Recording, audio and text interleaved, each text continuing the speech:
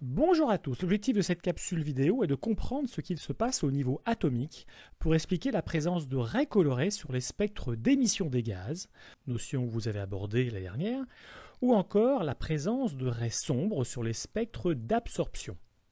Comment se fait-il que lorsqu'on fait interagir de la lumière avec de la matière, on puisse observer des raies sur le spectre, et pourquoi ces raies observées n'ont pas la même position et sont plus ou moins nombreuses en fonction du gaz étudié? Et pourquoi, lorsqu'on étudie un même gaz, les raies noires observées sur un spectre d'absorption sont placées au même endroit que les raies colorées sur le spectre d'émission? On va donc tâcher de répondre à toutes ces questions. Alors vous le savez, la lumière est une onde électromagnétique. Les ondes électromagnétiques peuvent se propager dans un milieu matériel, et contrairement aux ondes mécaniques comme les ondes sonores ou sismiques, elles peuvent aussi se propager dans le vide. Selon leur longueur d'onde ou leur fréquence, les ondes électromagnétiques se répartissent en différents domaines. On en reparlera en cours, vous êtes censé cette année être capable de citer l'ordre de grandeur des fréquences ou des longueurs d'onde d'un certain nombre d'ondes électromagnétiques utilisées dans divers domaines d'application. Alors petit rappel, la fréquence et la longueur d'onde d'une onde se propageant dans le vide sont liées par la relation suivante. Leur vitesse ou leur célérité, on parle davantage de célérité pour une onde car elle ne transporte pas de matière, est égale au produit de leur longueur d'onde par leur fréquence. Alors est-ce cohérent en matière d'unité? La célérité est en mètres par seconde, lambda est une longueur en mètres et la fréquence est en hertz. On sait que la fréquence est l'inverse de la période qui est en secondes. Donc 1 Hz est égal à 1 seconde moins 1 dans le système international. L'expression est donc bien cohérente. Pas besoin de la prendre par cœur, je peux la retrouver par les unités. Alors ce modèle ondulatoire de la lumière est indispensable pour étudier la propagation de la lumière et pour expliquer des propriétés de la lumière que vous étudierez l'année prochaine, telles que la diffraction ou les interférences. En revanche, ce modèle est insuffisant pour expliquer certaines propriétés de la lumière, en particulier son interaction avec la matière, sujet abordé dans cette capsule vidéo.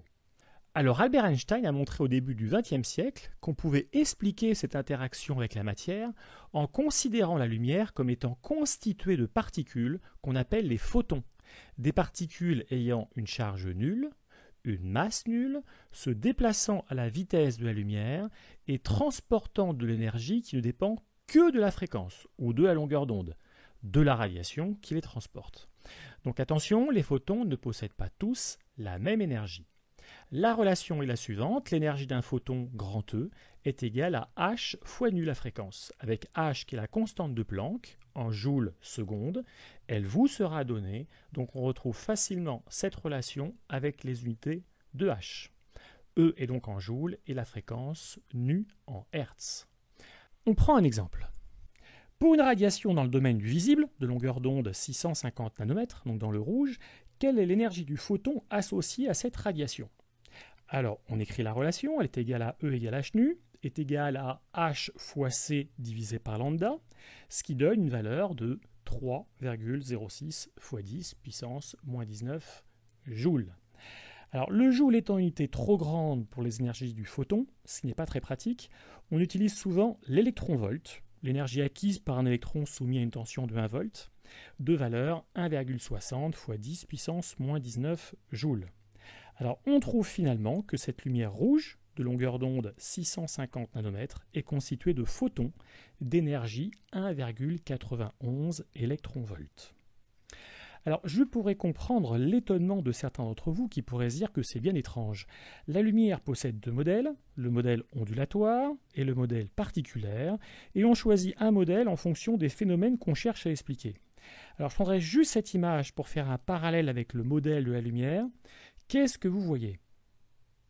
Alors on voit un vase en blanc, mais aussi deux visages en noir. Alors on peut imaginer qu'en lisant un livre contenant ce dessin à un enfant, ce dessin sera interprété comme un vase ou comme deux visages face à face en fonction du contexte et de l'histoire que vous lui raconterez.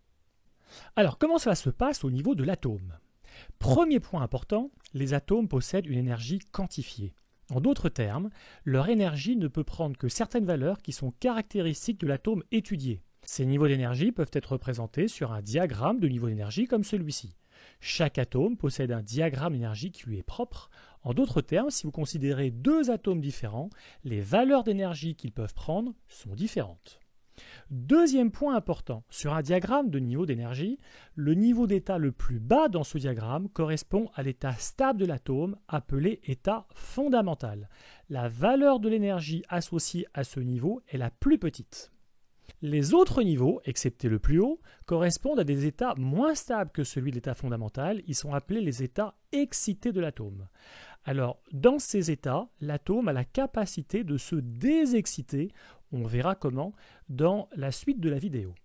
Alors, le niveau le plus haut est un niveau un peu particulier.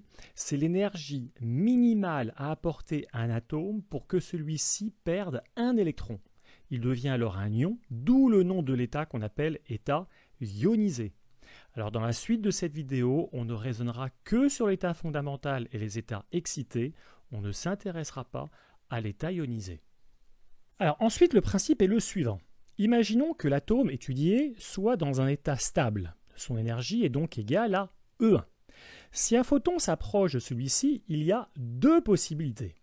Ou bien le photon n'a pas la même énergie que la différence d'énergie entre un niveau de l'état excité et de l'état fondamental.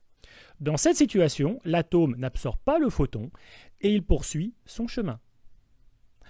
Ou bien le photon a exactement la même énergie que la différence d'énergie entre un niveau de l'état excité et de l'état fondamental.